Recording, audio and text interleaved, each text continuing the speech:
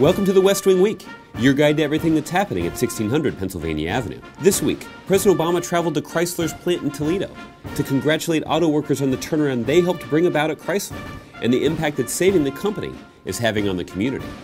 At Northern Virginia Community College, the president announced new initiatives that will improve our manufacturing workforce and help us compete in a 21st century global economy. He also welcomed German Chancellor Angela Merkel to the White House for an official visit. That's June 3rd to June 9th, or way to get our money back. I have managed the investment in Chrysler for the past 2 years. Good job.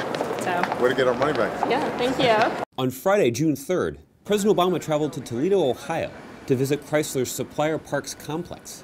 Before heading to Chrysler Park, the president made a surprise lunch stop at Rudy's Hot Dog, a family-run business established in 1920.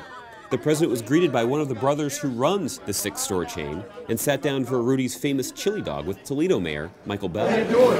Good. I gotta try this one too. At Chrysler, the president toured the Jeep Wrangler assembly line, spoke to workers there, and shook hands at the end of the afternoon shift. Shortly after the president took office, the American auto industry was on the brink of liquidation, a collapse that many analysts say would have caused 1 million American workers to lose their jobs. The president, though, made a decision to rescue the American auto industry. Now, just 2 years later, the unthinkable has happened. Chrysler is gaining market share, investing in their plants, creating jobs, making a profit, and the company has repaid all of the money committed to them by the Obama administration 6 years early. The company is now positioned for success, and it's had a significant impact, not just on Chrysler workers, but on the broader Toledo community. So I placed my bet on you. I put my faith in the American worker. And I'll tell you what, I'm going to do that every day of the week because what you've done vindicates my faith. After his Chrysler visit, the president spent time talking to people in the community, small business owners and other workers that rely on the economic activity generated by the success of the Chrysler plant, like the folks at Fred's Hardware. Here's the thing, you know, my wife's into gardening, right? Yeah. Okay. So I was thinking maybe, do you have like a gardening section? We got everything you need. You know, what I'm thinking is maybe like a couple, maybe some gardening gloves. Oh, I see. Okay. Yeah,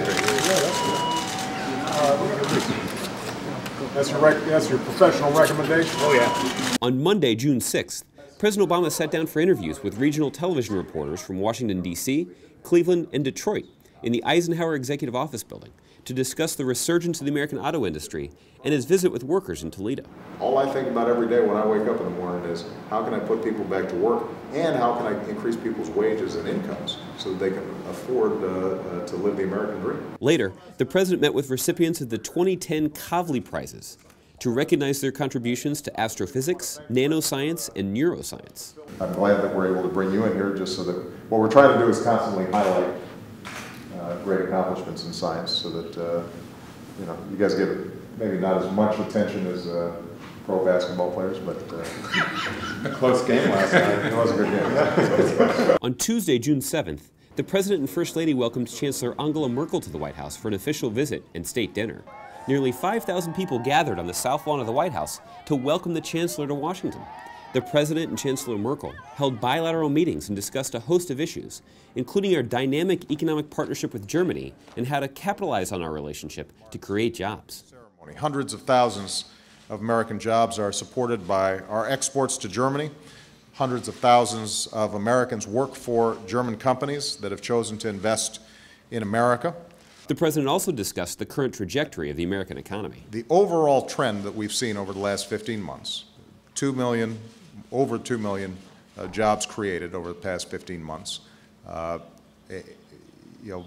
rebounding of the manufacturing sector in the United States that's exemplified by the recovery of the big three automakers here, all indicates that we have set a path that will lead us to long-term economic growth. But we've still got some enormous work to do. The visit culminated with a state dinner, where the president presented Chancellor Merkel, the first woman chancellor in German history, and a voice for human rights around the world, with the highest honor a president can bestow on a civilian.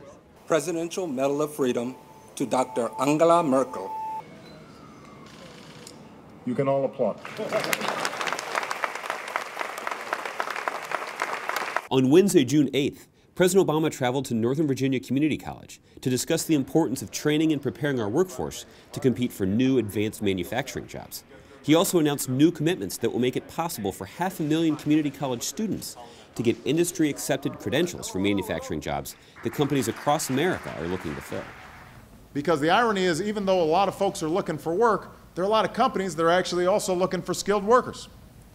There's a mismatch that we can close, and this partnership is a great way to do it. The president welcomed President Goodluck Jonathan of Nigeria to the White House to discuss the latest regional and global developments in deepening our strong bilateral partnership. Later, in the East Room, President Obama congratulated the BCS national champion Auburn Tigers football team. He also welcomed former press secretary and Auburn's greatest fan, Robert Gibbs, back to the White House for the occasion. On Thursday, June 9th, President Obama welcomed President Ali Bongo Ondimba of Gabon to the White House to advance the important partnership between the United States and Gabon on a range of critical regional and global issues. Also in the Oval Office, the president met with the 2010 and 2011 Scripps National Spelling Bee champions. To find out more information on any of these topics or to see complete videos of these events, go to whitehouse.gov. And thanks again for checking out your West Wing Week. Now, what was your winning word?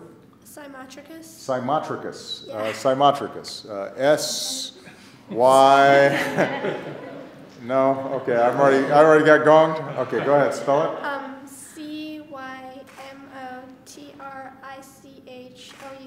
Okay, and what is Symotricus? It means having wavy hair. Oh, interesting.